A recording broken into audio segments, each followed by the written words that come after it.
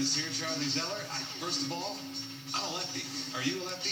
I'm not. Sure look like I made a couple layups tonight, but I also missed a wide open right-handed layup. But I've been working on a lot in the off season, so it's helping out. Yeah, I'll say you look good here tonight. Talk a little bit about the matchup tonight. You guys got an 8-0 run to kind of start out that second quarter. They started trading baskets, and it was kind of that way until here toward the end of the game where you guys, it was a tough fight outside of that little run. It was. That run was huge. I mean, he kind of opened it up a little bit, and then from there on, it was pretty even throughout, and we're just lucky we got that run because they played us tough the third and fourth quarters. So. You guys started to feel it here? Okay, this is second conference win. You started to kind of, I don't know if it was a little bit of a football hangover with the five guys coming in, but you guys looked you did early on in the season. I guess that's the key, just to improve every game. Yeah, we struggled at the beginning of the season, and a little bit might have been football, but we're really just coming together as a team. I mean, we have probably 2 or 3 guys who have varsity experience, but we're really coming together now, and we think we can get a few wins here in a row and really help us out. You guys are all veterans now. You played enough ball games, certainly. Got to ask you about the freshman, Ratner. Got a freshman out there. Any little tips that you give to him? Because he's come out and he's played pretty well for you. I don't really have to give him any tips. I mean, the kid's a stud. For a freshman, he's a real good player, and he's going to be good for us in the future. And he's just going to keep developing and be a great player eventually.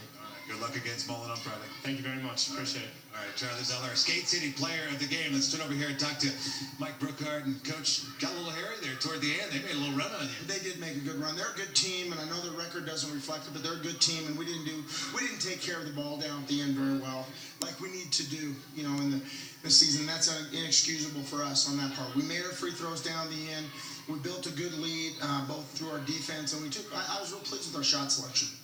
Yeah, you guys are patient, and you know what? I kind of called that the mark of a Coach Brookhart team. You doesn't matter, how much experience these guys have, and they have less than what you've coached in the past. They were very patient most of the night. We were. That's the one thing we were pleased about was our shot selection, and we didn't handle the ball the second half. In the first half, we only had 4 turnovers. Second half, we had 14. And we can't do that. We can't play fast. And when teams get us to play fast, they get us out of what we feel comfortable and what we need to do to win. So that's something that we're going to have to work on and talk about tomorrow. Yeah. Talk a little bit about Charlie. Wilbur's played real well for you. Preston played well for you. Ratner there. So you guys start to come together a little bit. Well, I hope so. We have a good team when we play well. We can play with anybody, but we're not as consistent as we need to be. We're young. We don't have as much experience. And games like this and winning games like this really help. Big win. You got Mullen coming up. You guys are getting better. Isn't it funny? Your rival gets better too. But that's kind of the case. We've seen a few teams start slow and are young. It's a different look in the Centennial. It's a much different look in the Centennial team. Eagle Crest has the most experience, and it shows by the way they play. And so a lot of teams don't have the experience that they've had in the last 3 or 4 years.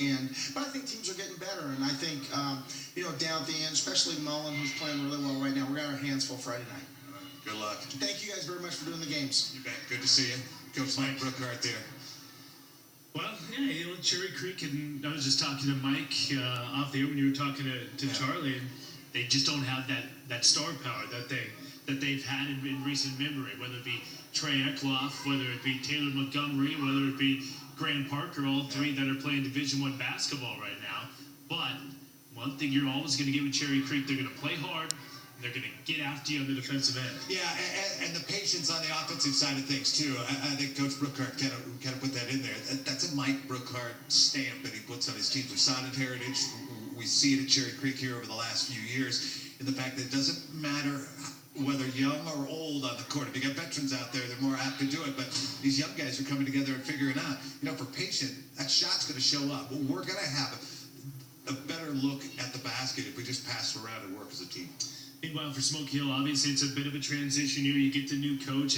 Listen, they've struggled with taking care of the basketball this year, and it doesn't help when you have to go up against a good pressuring defensive team like Cherry Creek, but just couldn't get many shots to go in this game. We don't have the shooting percentages. They had to shoot under 35%, possibly under 30%, but never gave up in this contest, did they? Got into a 2-possession game in the final 20 seconds. That's a mark of a team that, you know what, there's a little something there. They're going to be a scary team to face a little bit later on in the season. And as we mentioned, too, just talking to Mike Brookhart, Centennial Conference is a little different this year.